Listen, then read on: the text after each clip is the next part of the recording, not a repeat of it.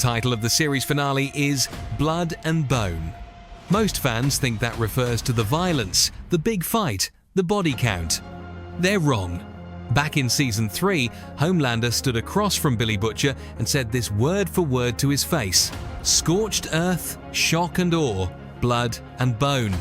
He wasn't describing a fight, he was describing a shared fate, a destination, one place where two men who can never coexist are always going to end up. The showrunners remembered that line. They held on to it for 3 seasons, and they named the finale after it. That's not a coincidence. That's a thesis statement. The question is, who walks away from Blood and Bone? And more importantly, what does that person become? Today we're breaking down exactly what the finale is building toward, why Butcher killing Homelander may be the darkest ending this show could give us, and the one theory that reframes everything. Who is Billy Butcher? Really? When we met Billy Butcher in Season 1, the show sold us a straightforward story. Homelander destroyed his family. Butcher wants revenge. He recruits broken people. He fights monsters. That framing lasted about 2 seasons. By Season 3, the cracks were showing. Butcher took Temp V illegally, hiding it from his own team. He endangered Hughie. He made unilateral decisions that nearly got everyone killed. He justified every single one.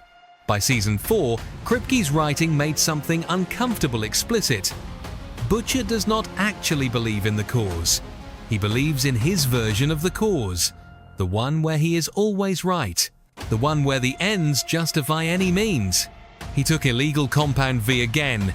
He allied with people who were arguably worse than the supes he was fighting.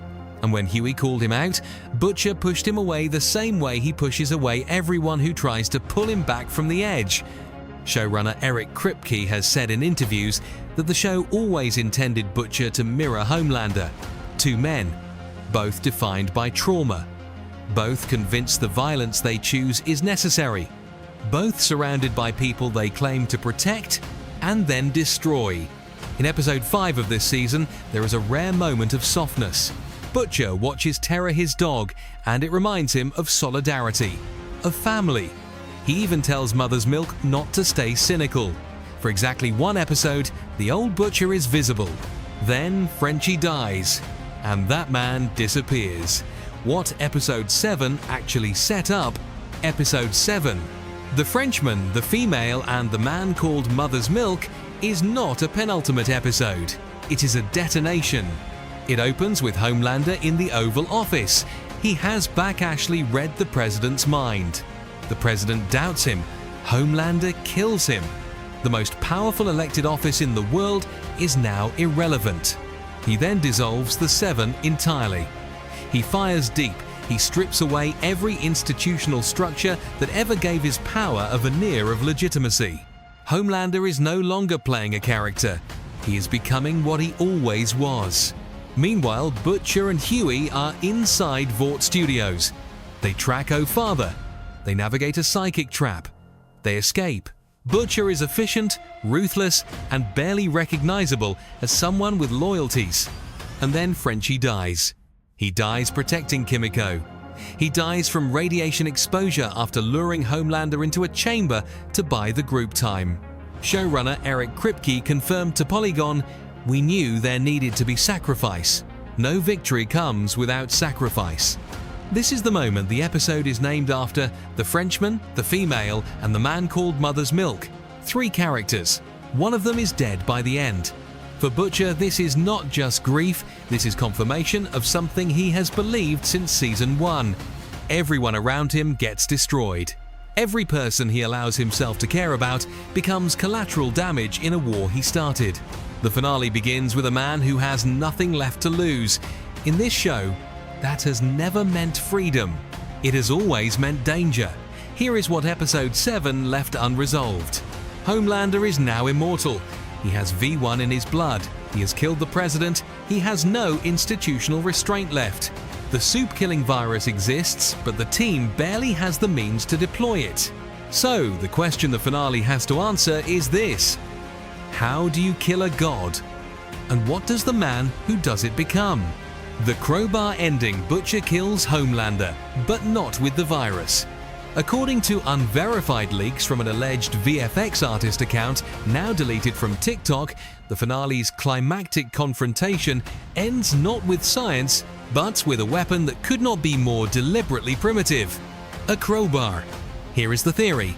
Kimiko's powers, which the team spent most of Season 5 trying to replicate using radiation, mirroring Soldier Boy's abilities, are strong enough to drain the V1 from Homelander's bloodstream. Not destroy his base powers. Not kill him. Just strip away the immortality he injected in Episode 6.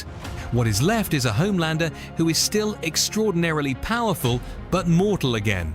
Then the virus, which Kimiko unknowingly carries into the fight, transfers to Homelander when he attacks her, and he begins to break apart. The leak describes him as terrified, hallucinating, begging, and Butcher finishes it, not with Compound V, not with a weapon designed to fight soups, with a crowbar, a piece of metal any person could pick up. The symbolism is the entire point. This show has always argued that the most dangerous thing in the world is not a soupe. It is a human being who decides they are justified in anything. What this theory cannot explain, why Butcher survives this and whether he is supposed to. Butcher becomes the villain, and Hughie has to stop him. The comics made this explicit. In Garth Ennis's source material, Billy Butcher is the final antagonist of the boys. He kills most of his own team. He attempts a full-scale genocide of soups. Hughie is the one who stops him. The show has been walking toward this for 3 seasons. In Season 3, Butcher used Temp 5 and lied about it. In Season 4, he did it again and nearly got Hughie killed. In Season 5, the virus he is carrying, a weapon capable of killing every soupe on the planet, is the most dangerous thing in the show's world. More dangerous than Homelander. More dangerous than V1. Homelander wants power over one country. Butcher's virus could end every soupe everywhere. The leak claims Butcher, after Terra's death, completely loses control. He stops being a soldier. He becomes a threat. And Hughie, the man Butcher recruited in Season 1 as a grieving, ordinary kid, is reportedly the one who kills him. Cross-season pattern. This mirrors exactly what happened with Soldier Boy. A weapon from a previous era, kept frozen, reactivated too late, becomes uncontrollable. Butcher is the Soldier Boy of the main cast. Both are men out of time. Both are weapons that cannot be aimed. Kripke confirmed to TV Guide, "Not everyone's making it through." He did not specify who makes the choice that ends things. Butcher wanted to die. The entire finale is his designed exit. This is the theory that reframes the entire run of the show. What if Butcher knows he is the most dangerous thing left alive?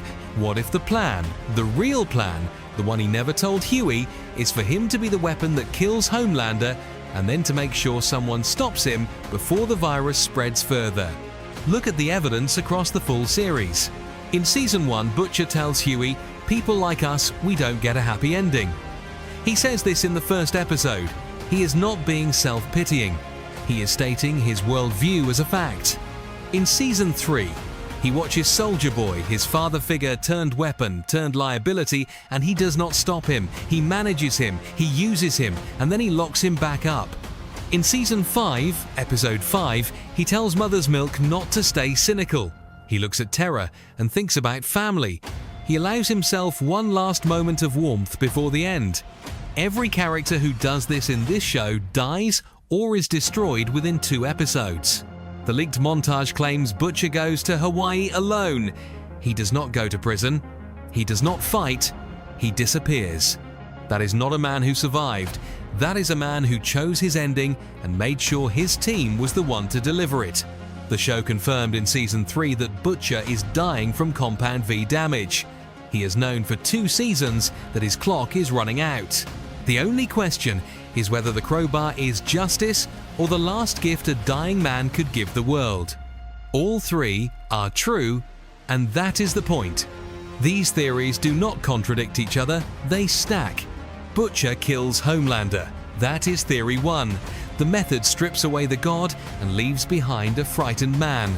Butcher then becomes the threat, That is Theory 2. The virus, the instability, the grief. He goes further than anyone agreed to. Hughie stops him because Butcher designed it that way. That is Theory 3. Kripke said in his Polygon interview, "We were working backwards. We knew really early on how we wanted the finale to end." Working backwards. From what? From a world where Homelander is dead, where Butcher is gone, where Hughie and Starlight, the two most morally intact people in the show's history, are the ones left standing. Everything else is the mechanism that gets you there. 3. Specific implications. First, Hughie becomes the show's real protagonist in retrospect. The show was always told from his point of view. Season 1 opens with him. The finale reportedly ends with him. If he is the one who stops Butcher, then every season of character growth from terrified kid to the man who can pull the trigger on his mentor is the actual arc of the series, not Butcher versus Homelander. Hughie's transformation. Second, Vought survives. The institution wins. The leaked ending sees Vought Tower destroyed but not Vought itself. The corporation outlasts its god. This directly sets up Vought Rising, the 1950s prequel series, by confirming the show's central argument. Vought is not a company, it is an idea. And ideas do not die when their figureheads do. Third, the virus changes the world permanently. Even if Homelander dies, the existence of a soup-killing pathogen now confirmed to have been deployed means every Soup alive knows they are mortal. That is the world Vought Rising will be set against. A world that has already seen what humans can do when they stop fearing their protectors. Here is the question I want you to answer in the comments. If Hughie is the one who kills Butcher, does that make him a hero? Or does it make him exactly what Butcher always feared he would become? Think about that. Drop your answer below. If this video helped you understand what is really at stake in the finale, hit subscribe. We are breaking down the actual episode the moment it drops on May 20. You do not want to miss that one. And if you found this useful, please hit like. It is what tells the algorithm to show this to other boys fans who are looking for real analysis, not just recaps. See you on the other side of the finale.